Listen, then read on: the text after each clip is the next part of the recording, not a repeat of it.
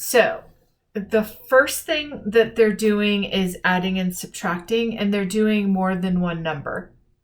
So I see that I have a negative here and I have a positive and a positive number. So I'm going to take the two positive numbers and I'm going to add those together. So 2 plus 2/7 is 2 and 2/7. So I'm done with those two. And then because this is a negative number, I'm actually going to subtract 2 and 1/3. I'm going to find my common denominator.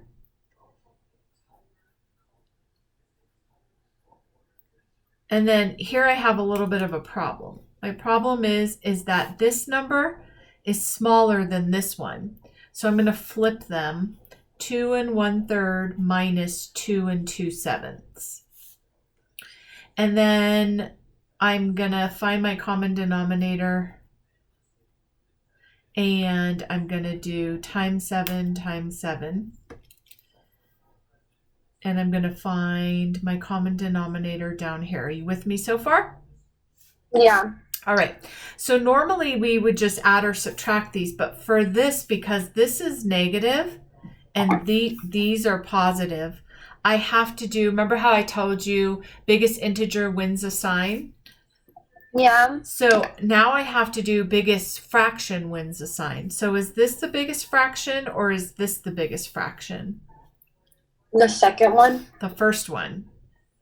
Because 7 21sts 21 bigger than 3 21. So I know my answer is going to be negative, and then I have a positive and a negative, so I subtract these instead of add them. If they were both positive or they were both negative, I would add them. But because one is a positive and one is a negative, I subtract them, and my answer is going to be negative because this is the biggest fraction. So 7 minus 3 is 4, 20 over 21. So my answer is negative 4 over 21. Now, the difference between this and adding or subtracting regular fractions is you have to decide whether you're going to add or subtract. This says plus, but you're not going to necessarily plus them because you have to see which fraction is the biggest fraction. We have a test. No, I don't think we have it not on this, but we have like another test on like what's today? Today Wednesday? Thursday. Oh, then we have a test next Thursday. On this? No, on like it's kind of easy. It's just like a GCF and scientific notation. Okay. Do you feel like when you did the homework you got all of them correct or most of them? Yeah, and I don't have my notes with me because I don't have any homework and like my test isn't in for another week, so I don't need to take them yet, but do you want me to go over any of that? maybe can you go over LCM a little bit because I get GCF, but my math teacher like confused me for LCF because like he tells me like you know how to find your answer for LCF you have to like 1 times like and like a bunch of numbers that are left. Yeah. He like confuses me and like he like takes my paper and he like crosses them off for me when I like one time we had a test on it and I raised my hand because I asked him if I need to cross it off and he like told me something to help me, but then he said I got it wrong, but he did it for me basically. Okay. So I'll go over that. All right. Let's just finish this though because you're going to be doing this next, right? So now we're going to say this is a positive, this is a negative, and this is a negative. So these two are going to get added together first. So what is 3 3/5 plus 2 3/5? So do you see that I'm ignoring whether, because I'm just adding these together because they're both negative. Mm-hmm. Okay, so this is going to be 3 plus 3 is 6 over 5, and 3 plus 2 is 5. Now I have an improper fraction, so I have to make it into 6 1/5. Does that make sense to you? Yeah. Okay, so this part right here is negative 6 1/5. This is a positive though. So instead of adding the 2 and 1/4, I'm actually gonna get my common denominator.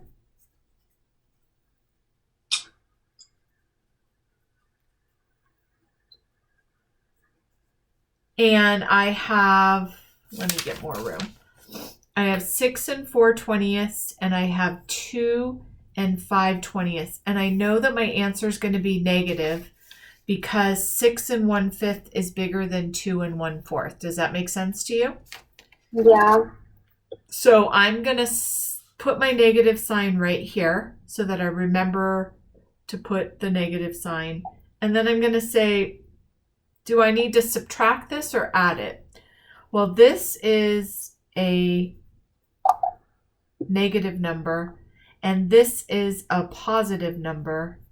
And what do I do to integers if they are a positive and a negative? Do I add them or do I subtract them? Like if I had -5 plus 2. Because one's a negative and one's a positive, would I add those together or would I subtract them? You add them? I would subtract them because I have a negative and a positive. Oh. So remember, biggest integer wins the sign. My biggest integer is 5, so my answer is negative. And then I have a positive and a negative, so I subtract these integers. You would do the same exact thing here. So what we would do is subtract these, and I would get 4/20 minus 5/20. I can't do that, right? Because the bigger number has to be on the top. So I have to borrow. And I Oh, yeah, he said, he was like saying, how we're going to be learning this, and he was like saying how we're going to have to be borrowing for like questions if we want to like. So if you have a smaller number on top, we can't just change it because then it would be 2 minus 6, right? So it just makes it harder. So what we're going to do is borrow. And this 6 becomes a 5. And then because I borrowed 1, I have to put it right here. And I don't put it as a 1. I put it as the denominator of this number over the numerator, which is 20/20. That's a 1, right? So then I add this and this together. It's 24/20 minus this, 5/20. And then I do 24 minus 5 is 19/20. I know my answer is negative, and then I do 5 minus 2 is 3. So my answer is -3 and 19/20. So these are tricky. You have to really take your time. Okay, I'm going to show you how to multiply and divide. So if I have 2 and 5/8 times -2 and 2/3 times 8/7, I need to make all of these into improper fractions because I can't multiply 2 and 5/8 with, right? Does that make sense to you? Mm-hmm. So 8 times 2 is 16 plus 5 is 21/8 times 3 times 2 plus 2 is 8/3 times 8/7.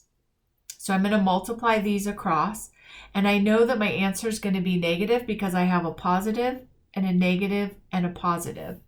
When I am multiplying integers or fractions, 2 positives make a positive, 2 negatives make a positive, and a positive and a negative, or a negative and a positive, or an odd number of negatives.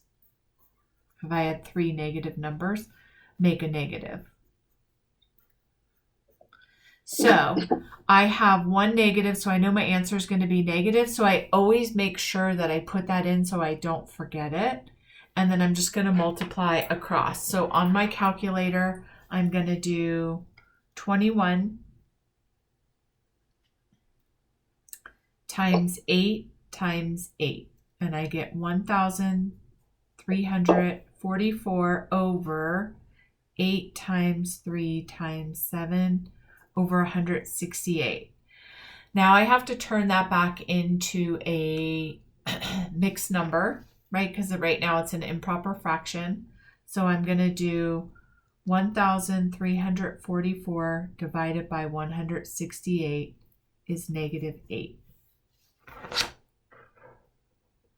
It's a lot of steps, but I want to make sure that I get to this because it's very complicated. So I want you to see it first from me. Then he's going to teach it to you next week, and then I can go over it again next week.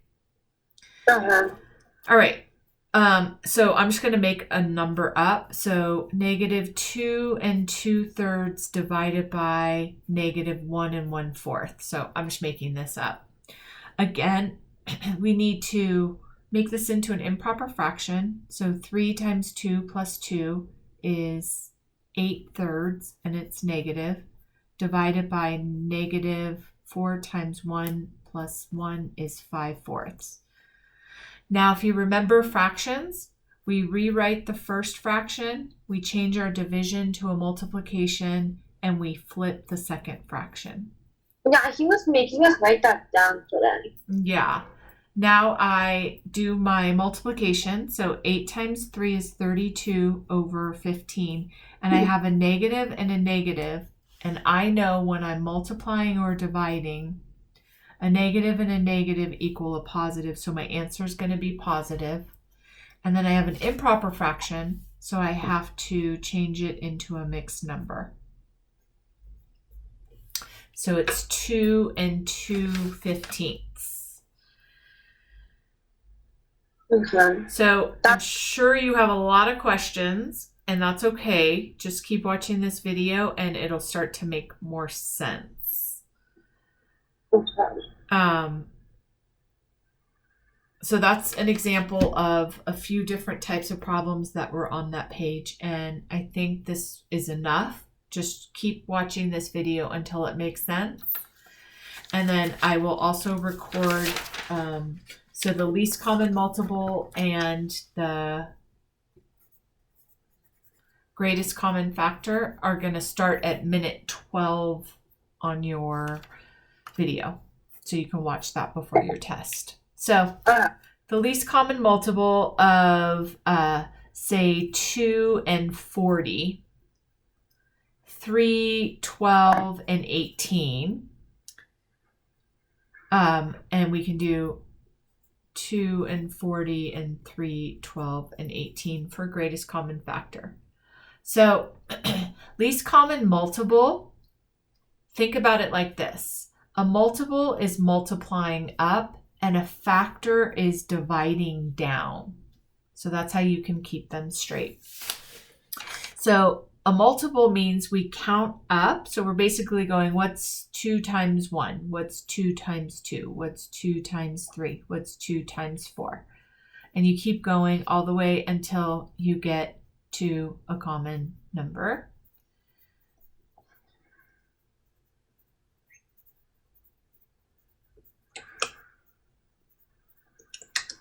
And then obviously my common number is going to be 40, right? Yeah.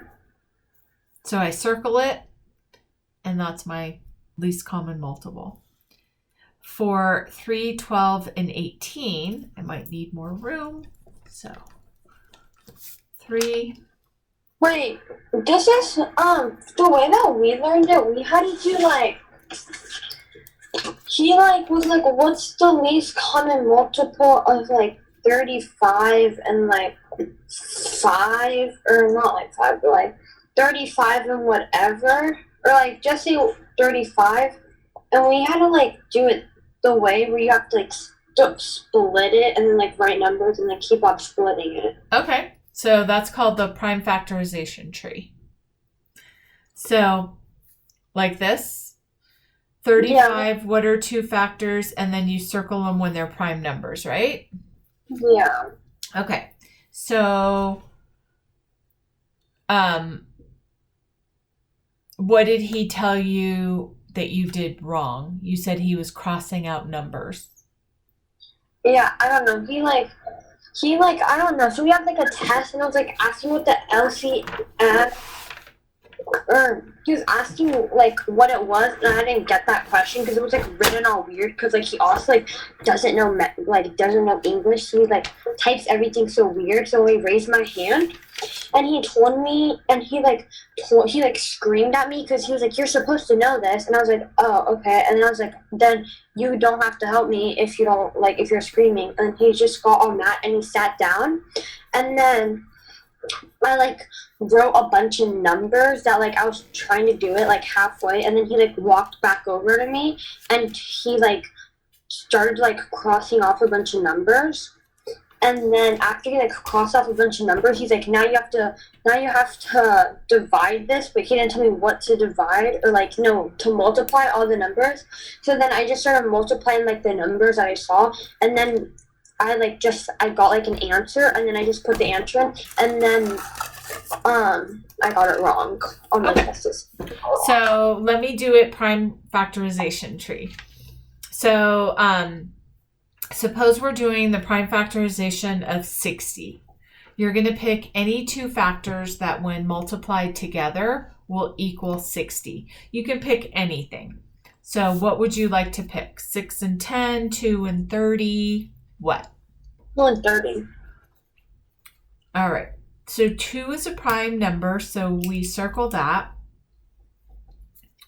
And we take our 30 and we keep dividing down. So what are two factors that go into 30? 15 and 2. And then I circle my 2, right? Because it's a prime number. Yeah. And then I make another branch for 15. And what are my two numbers that I'm going to do for 15? 5 and 3. All right.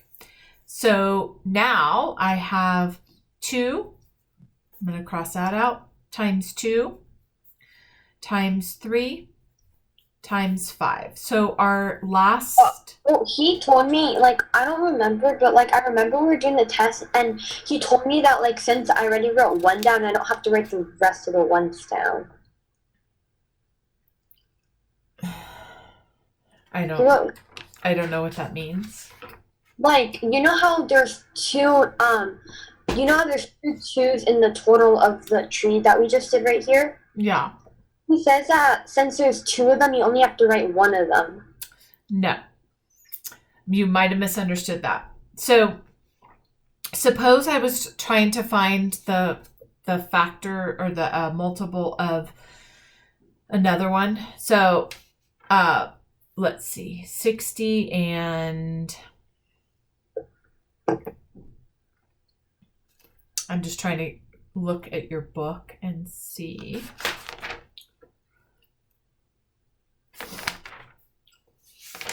So in your book,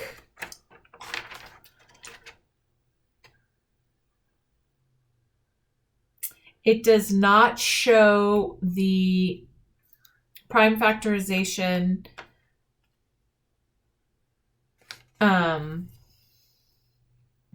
it shows how to do a prime factorization tree, but then it's not using that for the least common multiple. So are you sure that is they're using it for the greatest common factor?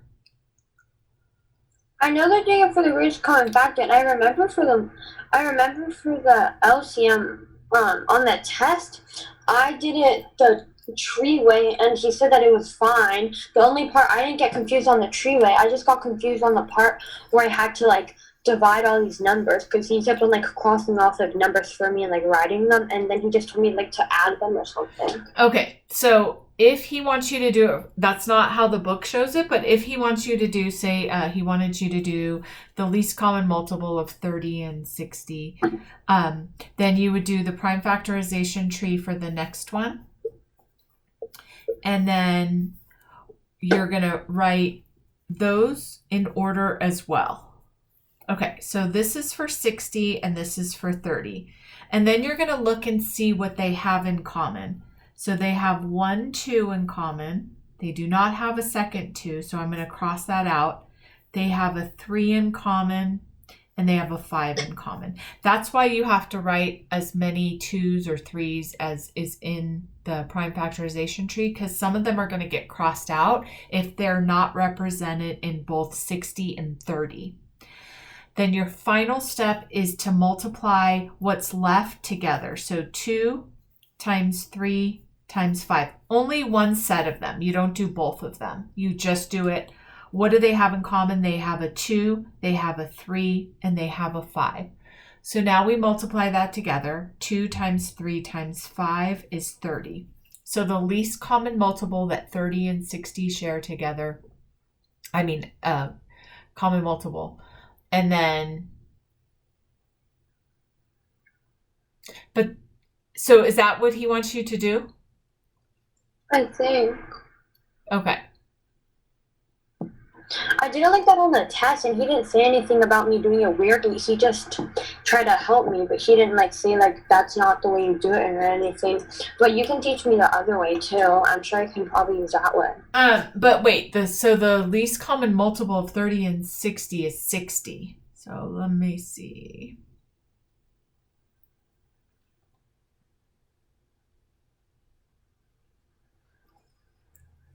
I don't do it this way. So that's why I was like, huh. But I have seen it done. I just don't do it this way. I do it like this. I list all the factors and then I circle them. So I would do 3, 6, 9, 12, 15, 18, 21, 24, and then I would start in with this. You did not learn it this way? For the least common multiple? I don't know. You don't know or no? No. Well, I learned. No, I didn't learn it that way. He never told us to do it that way. Okay. So the least common multiple of 30 and 60 is... Okay, so if I did this, 2 times 2 times 3 times 5,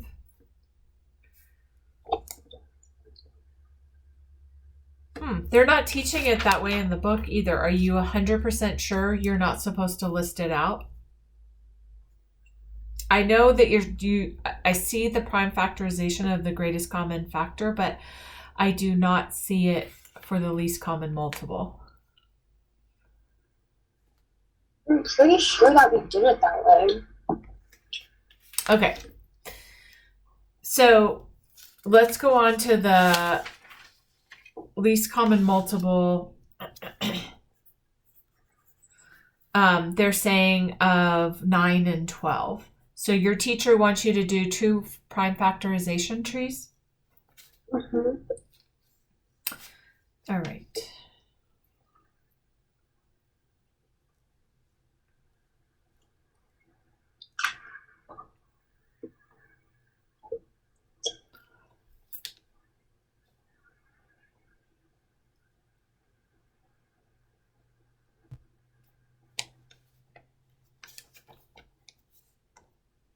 All right, so we have, how about of 6 and 8? So what are the factors of 6 and what are the factors of 8? You can do 3 and 2. Okay. And then you circle 2 and 3. Okay. And then that's that for that one. And then for 8, you can do 4 and 2. And then you circle 2. And then for 4, you can do 2 and 2. And then you circle. Okay, now let's do 18 or 16 and 24. So what would you do for 16 and 24? I'm just going to do it really quickly. Okay, so our factors are 2, 2, 2, and 2. And then for 24, 2 and 12, 2 and 6, 2 and 3. Okay, So now I'm going to do 16 and 24, and I'm going to write the factors 2, 2, 2, and 2. Now I'm going to write the factors 2, 2, 2, and 3. But I'm not going to put it there. I'm going to put it in its own column because it's a different number, right? Yeah. Okay, now I'm going to do 2, 2, 2, 2, and 3.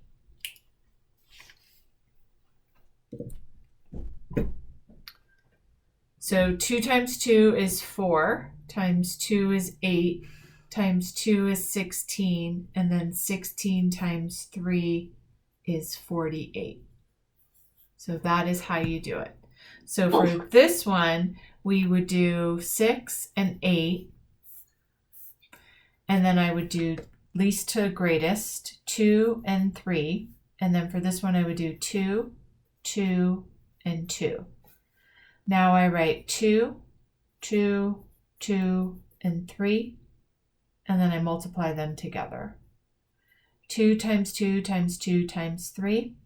So 2 times 2 is 4, times 2 is 8, times 3 is 24.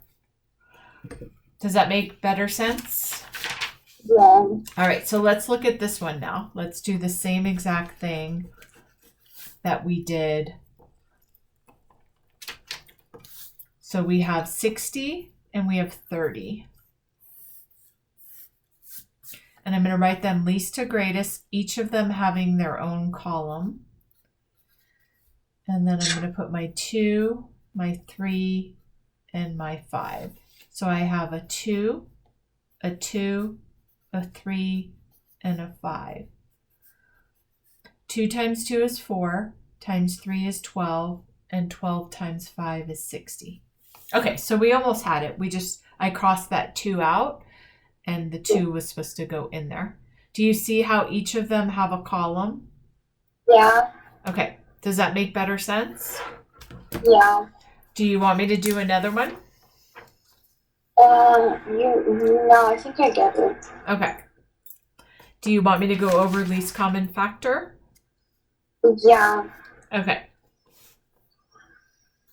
So if we have 40 and 32, I'm going to write 4 and 10, and then I'm going to write 2 and 2 and circle it. And then I'm going to write 2 and 5 and circle that. You with me so far? Yeah. All right. For 32, I'm going to do 4 and 8. And then I'm going to do 2 and 2 and 2 and 4 and then 2 and 2. Now I'm going to list the factors.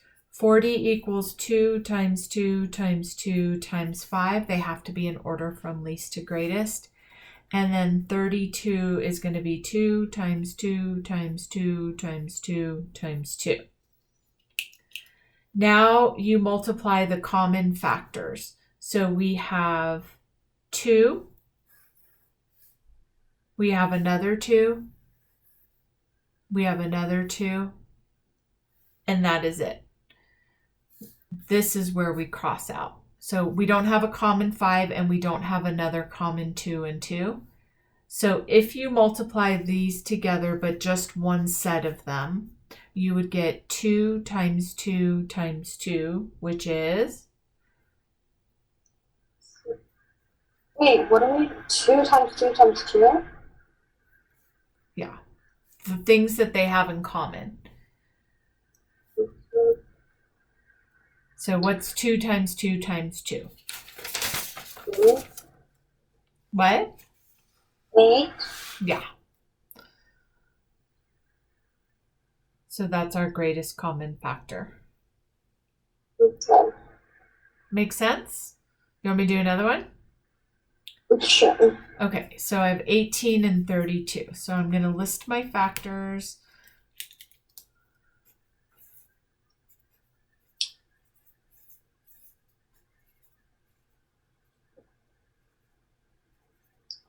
And then I'm going to do the same thing.